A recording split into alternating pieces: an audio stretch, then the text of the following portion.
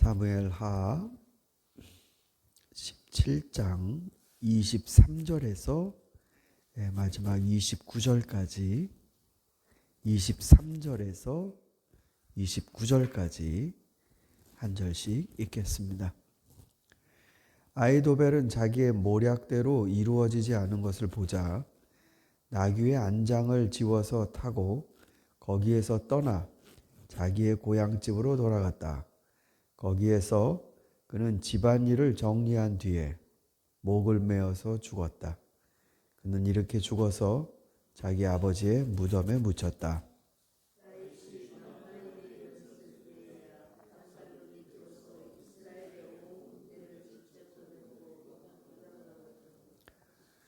압살롬은 요압 대신에 아마사를 군 지휘관으로 세웠는데 아마사는 이드라라는 이스마엘 사람의 아들이다. 이드라는 나하스의 딸 아비갈과 결혼하여 아마사를 낳았는데 아비갈은 요압의 어머니 수르야의 여동생이다.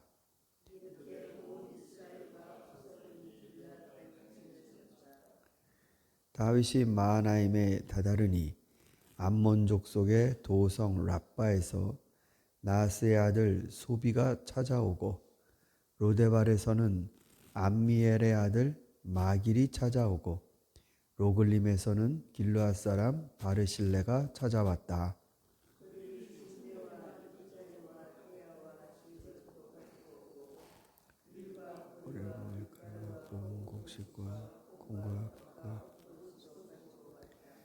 그들은 사람이 광야에서 굶주리고 지치고 목말랐을 것을 생각하고 있어. 꿀과 버터와 양고기와 치즈도 가져다가 다윗과 그를 따르는 사람들에게 주었다. 아멘. 압살롬에게 다윗을 오늘 밤이라도 당장 쫓아가서 죽여야 한다라고 조언했던 아히도벨은 압살롬이 후세의 책략을 선택하자 자기는 이제 더 이상 갈 길이 없다라고 생각했는지 집에 돌아와서 집안일을 정리한 뒤에 목을 매서 자살했다. 이렇게 되어 있습니다. 다윗의 책사였는데 압살롬을 선택했으니 다윗에겐 갈 수 없고 압살롬이 후세의 말을 들으니 이제 아히도벨은 자기의 용도가 이 정권 아래서 자기의 용도가 끝났구나 생각했던 것 같습니다. 그래도 하나님 안에 소망을 두고 산 사람이라면 이렇게 허망하게 자기 스스로 목을 메어 죽지는 않았을 것 같은데 아히도벨은 어찌 보면 하나님 없이 사는 사람 치고는 굉장히 자기를 잘 정리하며 살다가는 사람인 것 같습니다. 여러분 생각은 어떠신지 모르겠네요. 집안일을 정리를 하고 난 다음에 목을 메어 죽었다. 자기 죽을 자리를 다 정리해 놓고 죽었다. 이 인생을 누가 사람 참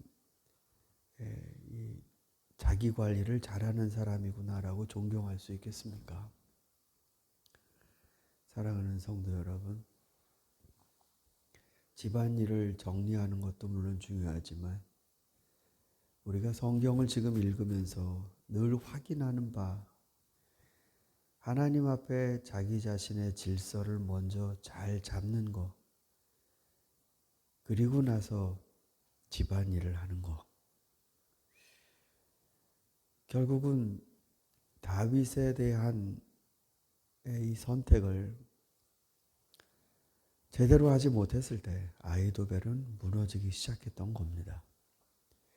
그리고 이제 다윗은 다 빠져나와 마하나임에 이르렀고 드디어 군 진영이 형성되었습니다. 압살롬은 온 군대를 직접 거느리고 요단강을 건넜습니다. 아버지 잡겠다고 단에서 부할세바에까지 이르는 온 이스라엘 백성을 다 모아서 강을 건너온 겁니다. 그때 압살롬이 군 지휘관으로 세운 사람이 아마사라는 사람인데, 이 아마사는 다윗을 호위하는 요압과 사촌지간입니다. 그러니까 어머니의 여동생의 아들이죠. 그럼 여러분 보십시오. 이 전쟁의 성격을 보십시오. 이 적군과 이방인과 싸우는 게 아니라 아버지와 아들이 싸우고, 그리고 사촌 형제지간에 서로 싸우는 겁니다. 여러분, 우리가 사사기에서 이스라엘 지파 공동체, 즉 하나님이 여호수아를 통해서 성막을 중심으로, 하나님 계시는 성소를 중심으로 12지파가 진영의 질서를 잡고 살아가도록 하는 그 하나님의 구도가 사사기에서 완전히 무너지죠.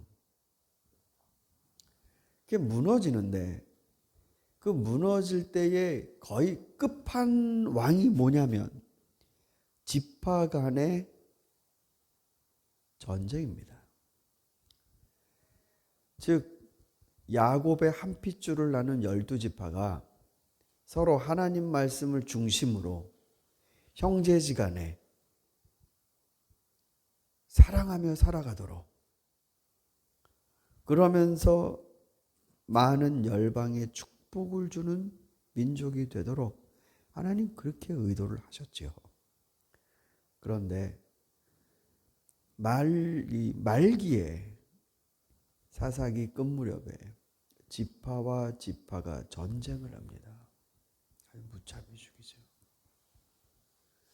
거의 이방인만도 못해요. 사실은 이 베냐민 지파 사람이 레위의 첩사건이라고 그러죠. 그런 행위를 하는 걸 보면 정말로 말종입니다.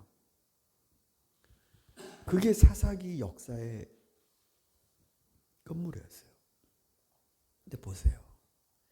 지금 왕정 초기입니다. 왕정 초기. 근데 아버지와 아들이 싸우고 사촌지간에 싸우는 일이 벌어진 겁니다. 이게 무슨 하나님의 뜻을 위해, 선의를 위해 무엇이 더욱더 하나님께 이 영광을 돌리는 일인가 논쟁하면서 싸웠다, 이 얘기가 아니고, 아버지를 죽이려고 온 백성을 끌고 요단강을 건너와서 진을 쳤다.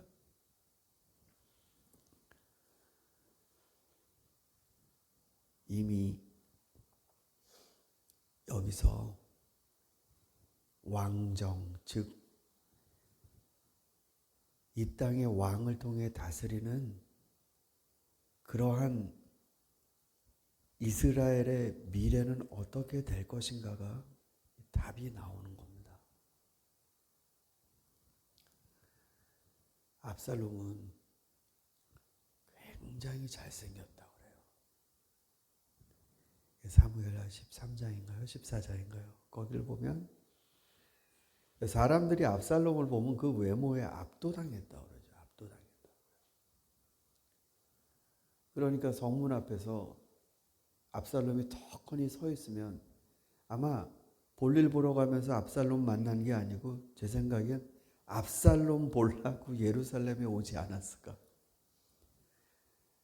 거기 가면 이스라엘 최고의 미남을 볼 수 있다. 너무나 진짜 이 비현실적인 외모다. 그러면서요, 너무나 준수하게 생겼고, 그리고 머리에서 발끝까지 그 존엄한 귀티가 나는 압살롬입니다. 그런데 이스라엘의 왕은 그런 스타일이면 안 돼요. 이스라엘의 왕은 목동이어야 됩니다. 목동. 이스라엘의 왕은 자기의 생김새를 가지고 통치를 하고 자기의 권위를 거기로부터 끌어내는 사람이 아니라 오로지 하나님 한 분의 그분의 양을 치는 하나님께 위임받은 종이다라는 생각으로 그 자리에 앉아 있어야 되는 게 이스라엘의 왕입니다. 아니 어떻게 그런 다윗 왕 아래 전혀 다윗을 닮지 않은 왕이 나왔을까요?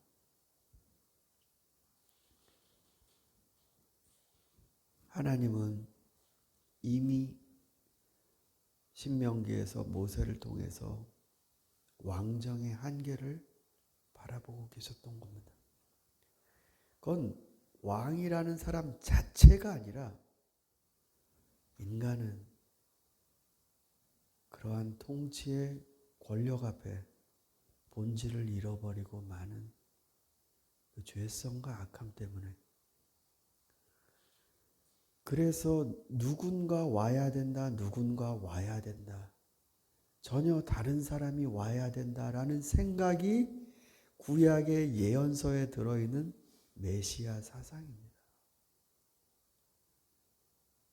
구하러 누군가가 와야 되는데 그 사람은 여지까지 있었던 그런 왕이면 안 된다는 거죠.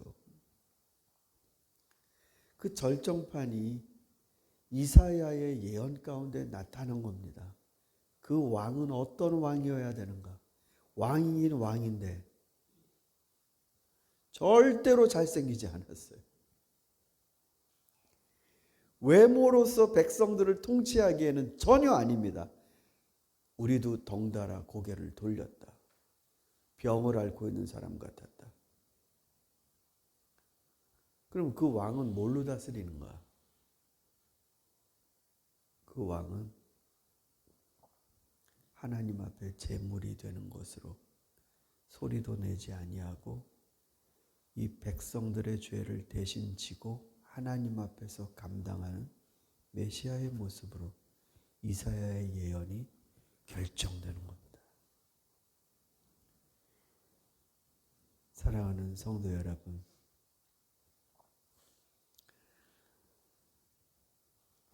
우리들이 열심히 하나님 앞에 나아가 신앙생활하고 기도하고 하지만 우리들의 소망 중에 큰 건 우리 자녀들의 미래입니다.